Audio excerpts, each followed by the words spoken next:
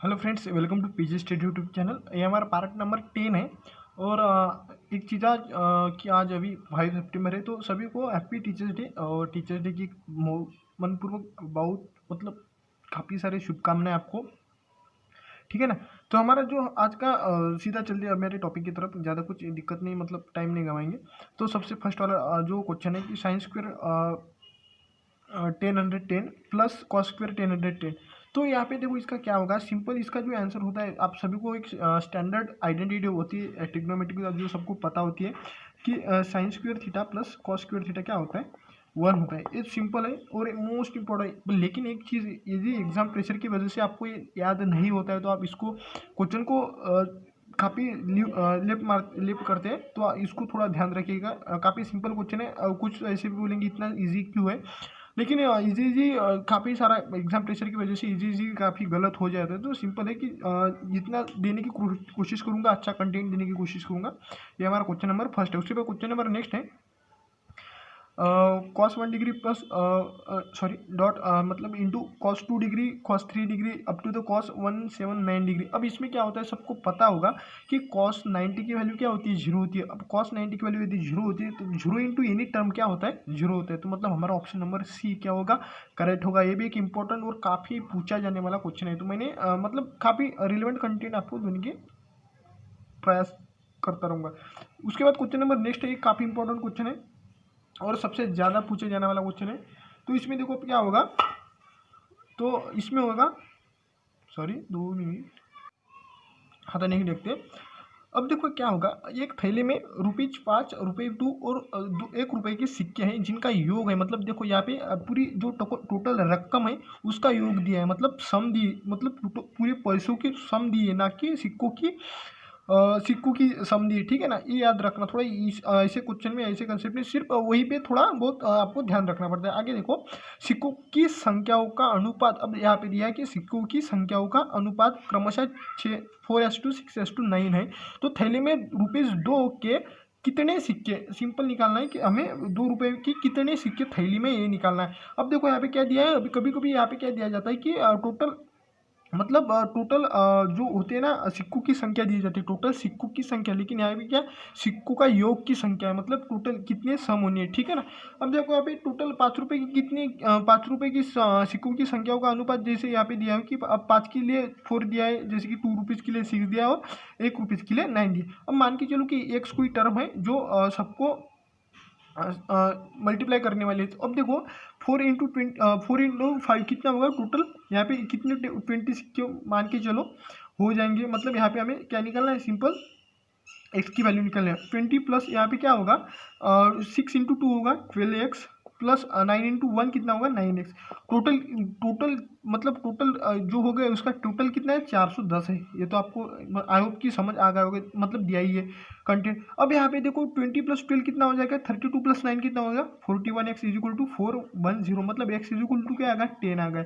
अब देखो यहाँ पे इस 10 की वैल्यू यहाँ पे यदि हम पुटअप करते हैं, मतलब मान के चलो कि यहाँ पे कितने होंगे, ₹5 की जो सिक्कों की संख्या होगी, मतलब सिक्कों का योग, मतलब टोटल रकम का योग कितना होगा, 10 इंटू 20 कितना होगा 200 होगा। मतलब यहाँ पे यदि पूछा जाता कि ₹5 के सिक्के कितने हैं, तो ₹5 के सिक्के निकालने के लिए हमें क्या करना पड़ता, 200 डिवाइडेड बाय क्या करना पड़ता, 5 करना पड़ता, तब जाके कितने आते, यहाँ पे आ जाते 40 सिक्के आ जाते। उसी प्रकार हमें पूछा कौन सा है, ₹2 की कितने सिक्के होंगे। अब ₹2 के लिए 10 इंटू 12 कितना होगा, 120 होगा। अब देखो यहाँ पे क्या होगा कि जो होगा 120 डिवाइडेड बाय, अब ₹2 के सिक्के निकालने के लिए डिवाइडेड बाय 2, क्योंकि देखो ये 120 क्या है, पूरी मतलब ₹2 की सिक्कों की रकम है, मतलब टोटल एडिशन है उसकी, कितने रुपए है, तो ₹120। लेकिन हमें क्या निकालना है, सिक्कों की संख्या निकालना है, डिवाइडेड बाय क्या है, ₹2 की है ना, तो क्या है डिवाइडेड बाय क्या करना पड़ेगा, 2 करना पड़ेगा।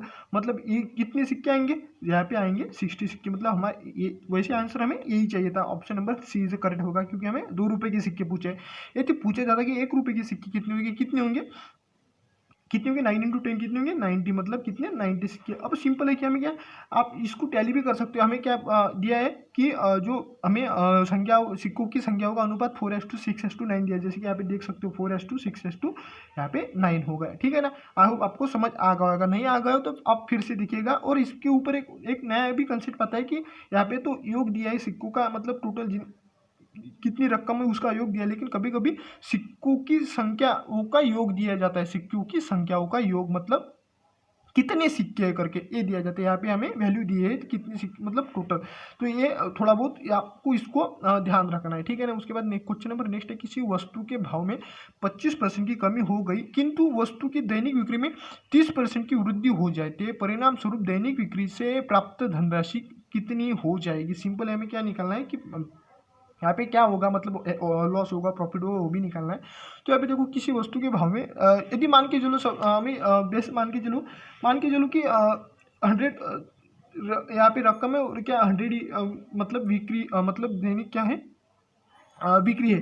तो टोटल क्या होगा ये जो होगा आंसर हमारा 10,000 क्या होगा। यहाँ पे मान के चलो कि 10,000 हमारी क्या होगी टोटल दैनिक बिक्री हो सकती है, हो ही जाएगी, ठीक है ना। ये तो दैनिक होगी कब, जब 10 और मतलब 100 रहेगी, क्योंकि वस्तु का भाव भी 100 रहेगा और उसकी वस्तु की दैनिक बिक्री भी 100 होती। अब इन्होंने क्या बोला है कि किसी भाव मतलब भाव में 25% की क्या हुई कमी हुई, मतलब 25%। अब जब भी ऐसा समझो कि हमारे जब भी कोई भी सिटी हो उसमें डिस्काउंट दिया जाता है कुछ कपड़ों पे या फिर मतलब जो भी शोरूम हो किसका भी कुछ भी हो, या फिर दिवाली के टाइम जो मोटर बाइक होती है उनके ऊपर भी डिस्काउंट दिया जाता है। सिंपल होती है, जब भी डिस्काउंट दिया जाता है तो क्या होता है कि जो वहाँ का खपत होती है वहाँ पे बढ़ जाती है, लेकिन वैसे टोटल उसका लॉस होता है वो तो अलग चीज़ है, ठीक है ना। लेकिन वो चीज़ होती है कि जब भी कोई प्राइस कम होती है तो उसके ऊपर थोड़ा लोग जो होते हैं उसको लेना ज़्यादा पसंद करते हैं, ठीक है ना। अब देखो यहाँ पे क्या हुआ है कि यहाँ पे 75 मान के चलो कि 75 उसकी क्या होगी। अब यहाँ पे उसकी वैल्यू हो गई मतलब 25% कम हुई, मतलब कितनी हो गई 75 हो गई। और यहाँ पे दैनिक बिक्री में कितनी होगी क्या हो गई 30% की क्या हो गई वृद्धि हो गई, मतलब टोटल कितनी हो गई 130 हो गई। मतलब सिंपल हमें इसका क्या करना पड़ेगा मल्टीप्लिकेशन करना पड़ेगा। जैसे कि यहाँ पे 13 कितना होगा, जैसे कि 13 5 65 5 वैसे के वैसे रहेंगे। यहाँ पे 6 आएगा, 13 × 7 कितना होगा, यहाँ पे होगा 91 + 6 मतलब 97, और यहाँ पे क्या आ जाएगा ये 0 मतलब 9750। मतलब यहाँ पे जो होगा जब ऐसी चीज़ होगी मतलब 25% कमी होगी और दैनिक बिक्री में 30% की वृद्धि हो जाती है, मतलब ऐसा होगा तो क्या होगा टोटल जो दैनिक बिक्री मतलब टोटल जो होगा हमारा टोटल जो दिन का टोटल टर्नओवर होगा वो क्या होगा 9,750 होगा, ठीक है ना। अब यहाँ पे क्या होगा इन दोनों का सिंपल हमें क्या निकालना है दैनिक बिक्री की प्राप्त धनराशि कितना हो जाएगी, मतलब क्या होगा यहाँ पे सिंपल यदि वैल्यू कम हो गई मतलब क्या होगा इतना तो आपको पता होगा कि यहाँ पे क्या होगा लॉस होगा। अब दोनों का क्या होगा लॉस होगा, तो सिंपल दोनों का क्या है जो हमारे हमें क्या चाहिए मतलब डिफरेंस चाहिए उसको कितना होता है 250, और लॉस निकालने की बड़ी वैल्यू नीचे लेनी पड़ती है 10,000 इंटू क्या होगा 100 होगा। ये वाला और ये वाला कट मतलब क्या होगा 25/10 होगा, मतलब 2.5 और 2.5 को लिख सकते हैं ना 2/1/2 लिख सकते हैं। मतलब हमारे परसेंट की क्या होगी कमी होगी, मतलब ऑप्शन नंबर 2 क्या होगा हमारा करेक्ट हो जाएगा। आई होप आपको समझ आ गया। काफ़ी मैंने टाइम लिया, लेकिन टाइम समझाने के लिए लिया है, लेकिन इतना कुछ टाइम नहीं लगता है ऐसे क्वेश्चन को, ठीक है ना। समझा पाऊँ अच्छी तरीके से, ये मेरा टोटल पूरा मतलब अंदर से मेरी एक आ गए वो, ठीक है। अब देखो यहाँ पे ऐसा क्वेश्चन जब भी है तो सिंपल आपको एक ही जहाँ पे भी परसेंट दिखे वहाँ पे सिंपल डिवाइडेड बाय 100 करना, यही सबसे बड़ा इंपॉर्टेंट होता है। वैसे तो इसका आंसर आ जाता है, ठीक है ना। लिया इसलिए कि आपको समझा पाऊँ कि किस चीज़ की ऐसे क्वेश्चन में किस चीज़ की इंपॉर्टेंट होती है। जैसे कि यहाँ पे देखो 500 × 6/7 इंटू करना पड़ता है। जैसे कि यहाँ पे 42% का 35% मतलब 42% बोला है मतलब डिवाइडेड बाय 100 करना है, और यहाँ पे भी 35% बोला है तो डिवाइडेड बाय 100 करना है। सिंपल होगा कि यहाँ पे 7 पंजे 35 होगा, यहाँ पे 100 × 5 होगा 500, और 5 × 5 25 डिवाइडेड बाय 100 मतलब 1/4 होगा। इसको भी काट देता हूँ मैं, और यहाँ पे होगा कि 3/2 इंटू कितना होगा 42 होगा मान के चलो। अब यहाँ पे इसका क्या होगा 21 होगा, और 20 × 3 कितना होगा 63, मतलब ऑप्शन नंबर हमारा कौन सा भी मतलब ऑप्शन नंबर 5 यहाँ पे क्या होगा करेक्ट होगा, जो हमारा आंसर आ जाएगा। वैसे वो तो ऑप्शन में नहीं है ना, तो इसलिए हमारा क्वेश्चन नंबर 5 जो करेक्ट होगा। उसके बाद क्वेश्चन नंबर नेक्स्ट देखते हैं। इसमें इंपॉर्टेंट एक ही है कि पर्सन के ऊपर थोड़ा ध्यान रखना है, ठीक है ना। एक चीज़ और कि ये जो है ना टेक्स्ट बुक ऐप है, और एक चीज़ आपको बता दूं कि आप इसको यदि नहीं भी कोई पास परचेस करते हो तो यहाँ पे जितनी भी लाइव टेस्ट आती है ना उसको भी सॉल्व कर सकते हो, और आप अपनी जो लेवल है आप कहाँ पे हो कहाँ पे स्टैंड करते हो अदर लोगों के साथ वो देख सकते हो। तो इसलिए मैं इसको रिकमेंड करूँगा। यदि जो बंदे अभी भी फिलहाल सिंपल सिर्फ पोस्ट ग्रेड के लिए लेना चाहेंगे पास तो सिर्फ 1 महीने के लिए। यदि और भी कोई बंदे जिनका लास्ट चांस है वो जीडी के लिए भी प्रिपेयर हो रहे हैं तो वो 1 साल या 2 साल जितने भी आप ले सकते हो, आप अफोर्ड कर सकते हो तो कर सकते हो। मैं एक चीज़ और एक इसकी खास वजह ये बता दूँ कि इसमें क्या है कि इसमें एक चीज़ ऐसी मुझे अच्छी लगी कि आप एक ही पास में टोटल आप कोई भी सेक्शन में जाओ, चले जाओ, आपको कोई दिक्कत, चाहो डिफेंस में जाओ, बैंकिंग में जाओ, रेलवे में जाओ, एसएससी में जाओ, आपको कोई परेशानी नहीं होती है। ये मुझे काफ़ी अच्छा लगा इसका, क्योंकि आपको दो भी मतलब कितने भी लोग इसको एक परचेस में भी यूज़ कर सकते हो, उसमें उसका कोई दिक्कत नहीं होता। तो आप इसको इसका जो डिस्क्रिप्शन बॉक्स में है ना, उसका लिंक है, आप उसको और 10% ऑफ के लिए वो मेरा कोड यूज़ कर सकते हो, ठीक है ना। और जो टेलीग्राम पे नहीं जुड़े उन टेलीग्राम की भी लिंक नीचे डिस्क्रिप्शन बॉक्स में उसको ज्वाइन कर सकते हो, ठीक है ना। उसके बाद क्वेश्चन नंबर नेक्स्ट है कि 64 छात्रों और 4 शिक्षकों की एक कक्षा में प्रत्येक छात्र को छात्रों की कुल संख्या का 20% और प्रत्येक शिक्षक को छात्रों की कुल संख्या का 40% स्वीट्स मिलता है। कुल कितनी स्वीट्स थी, मतलब कितनी, मतलब हमें क्या निकालना है कि टोटल कितनी स्वीट्स थी। अब देखो अभी 65% छात्र है, मतलब 65% छात्र है। अब छात्रों का कुल संख्या का 20% मतलब प्रत्येक छात्रों को 65 का 20%। अब सिंपल है कि 65 का क्या हमें 20% निकालना है, डिवाइडेड बाई कितना होगा 100। ये तो यहाँ से कैंसिल हो जाएगा और यहाँ पे क्या होगा 6.2, मतलब हमारा जो ये यहाँ पे ये आ जाएगा 6.5 इंटू 2 आएगा 13 आ जाएगा, मतलब यही इसका क्या होगा 20%। अभी बात की जाए तो और आगे बात की जाए कि और प्रत्येक शिक्षक को छात्रों की कुल संख्या का कितना 40%। अब 40% माने तो इसका क्या डबल ही होगा, क्योंकि ये 20% की वैल्यू तो 40% की वैल्यू कितनी आ जाएगी, 40% की वैल्यू क्या आएगी 26 आ जाएगी ना। ये तो 26 अलग लिखता हूँ मैं, 26 आ गई, ठीक है ना।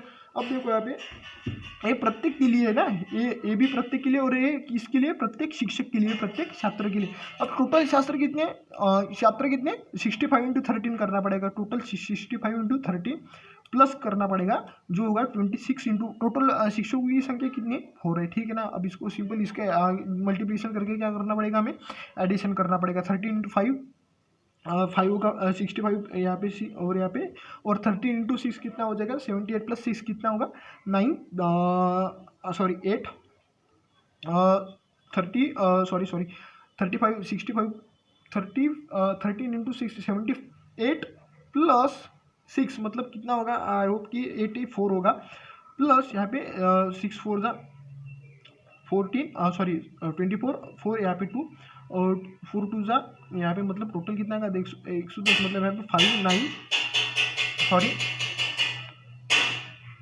तो यहाँ पे क्या होगा 5 प्लस 4 9 होगा, यहाँ पे 4 वैसे क्या वैसा, और यहाँ पे 8 प्लस 1 कितना होगा 9, मतलब 9 4 9 क्या होगा टोटल सीट्स की क्या होगी वो संख्या होगी, मतलब ऑप्शन नंबर 3 से क्या होगा हमारा करेक्ट हो जाएगा। उसके बाद क्वेश्चन नंबर नेक्स्ट देखते हैं, जैसे कि यहाँ पे दिया है सेल फोन की दुकान का मालिक अपने ग्राहकों से लागत कीमत से 23% क्या लेता है, अधिक लेता है, क्या लेता है, अधिक लेता है।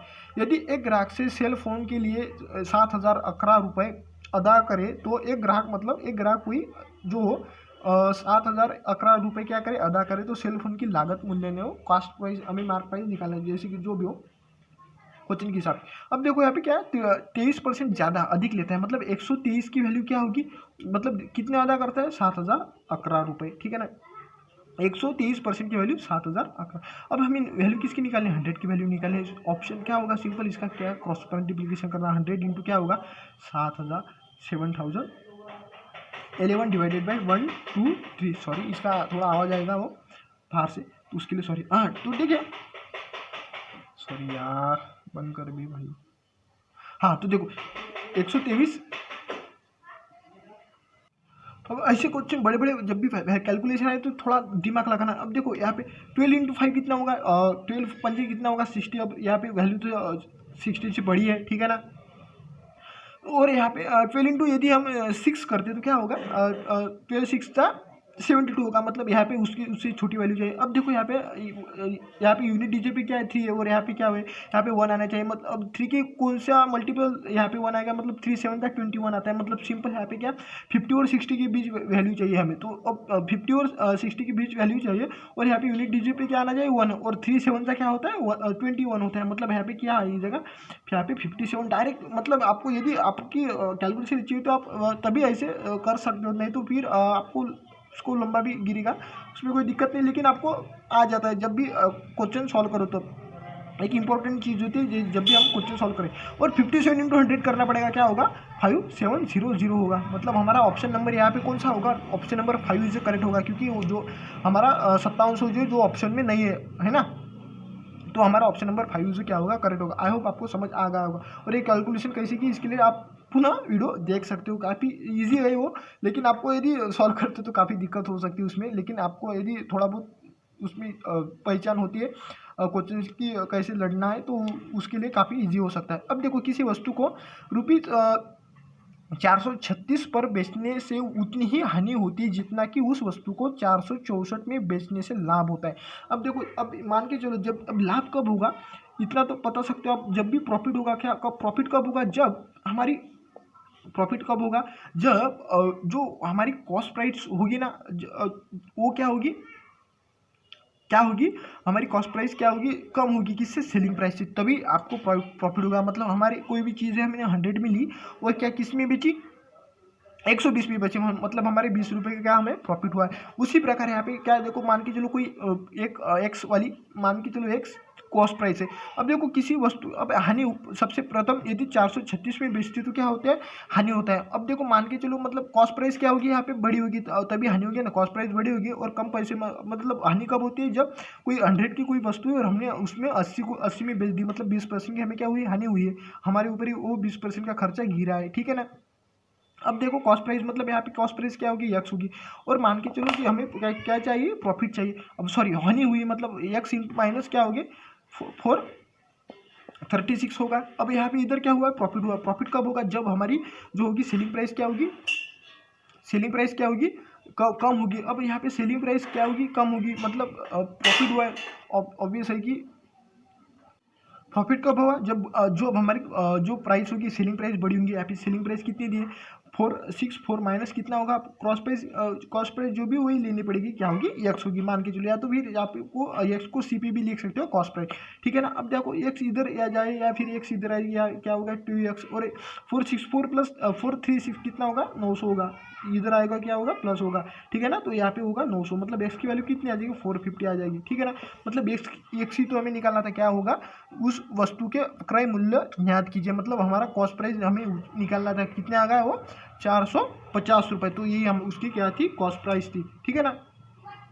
तभी जाके वो जब वो 436 में बेचेगा तब उसकी जितनी वैल्यू मतलब हानि होगी उतना ही लाभ कब होगा, जब वो 464 में वो बेचेगा। क्योंकि यहाँ पे 14 रुपीज़ का क्या होगा 14 रुपीज़ का उसको मान के चलो यहाँ से निकल जाता है ना। तो जो होगा 14 रुपीज़ का क्या होगा, उसको जो भी होगा हानि होगी या लाभ होगा, ठीक है ना। आप उसको अच्छी तरीके से समझ सकते हो, ठीक है ना। उसके बाद क्वेश्चन नंबर नेक्स्ट है, जो कि लास्ट क्वेश्चन हो सकता है मे बी।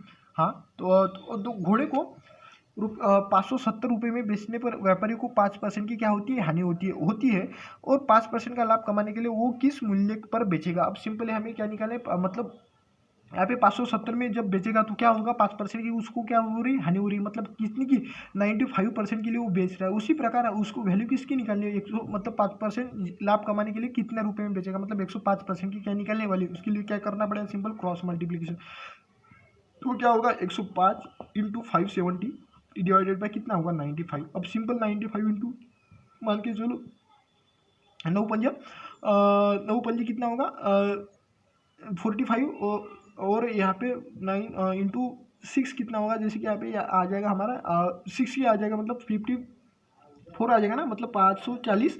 और यहाँ पे 5 जो होगा 5 6 30, मतलब 540 प्लस 30 570, मतलब हमारा ऑप्शन क्या आएगा 6 आ जाएगा। ऐसे भी इसको सॉल्व कर सकते हो, यदि आपकी थोड़ी बहुत अच्छी होती है ना तो कोई हुई नहीं हो जाता है। तो 6 इंटू 5 कितना हो जाएगा 30 यहाँ पे या 3 आ जाएगा, और 6 × 6 कितना होगा 630, मतलब ऑप्शन नंबर कौन सा होगा 4 इज द करेक्ट होगा। ठीक है ना। अब आई होप आपको समझ आ गया होगा, और एग्जाम तक आपको काफ़ी सारे क्वेश्चन हो जाएंगे, और जो भी क्वेश्चन वही होंगे जो आपको एग्जाम में देखने को मिलेंगे, देख लेना। आप यहाँ पे आके कमेंट भी करो कि हाँ भैया आपका काफ़ी सारा कंटेंट आपको एग्जाम में मिला है, देख लेना। और जो भी ग्रुप सी वाले हैं, ग्रुप सी की एग्जाम देख रहे हो, उसमें भी आपको काफ़ी सारे क्वेश्चन देखने को मिल सकते हैं, मिलेंगे भी। और एक चीज़ कि यदि आप टेलीग्राम पे चैनल टेलीग्राम से नहीं जुड़े हो तो उसका लिंक डिस्क्रिप्शन बॉक्स में, उसको ज़रूर ज्वाइन हो जाएगा। और जो भी टेक्स्ट बुक लेना चाहे तो ज़रूर नीचे डिस्क्रिप्शन बॉक्स में लिंक है उसका, वहाँ से टेक्स्ट बुक पास ले सकते हो। और यदि पास खरीदना चाहते हो तो आपको कोड यूज़ कर सकते हो, मतलब आपको उसमें थोड़ी बहुत रकम कम हो जाएगी। ठीक है ना। तो मिलते हैं नेक्स्ट वीडियो में, तब तक के लिए जय हिंद जय Bharat Vande Mataram. Thank you guys.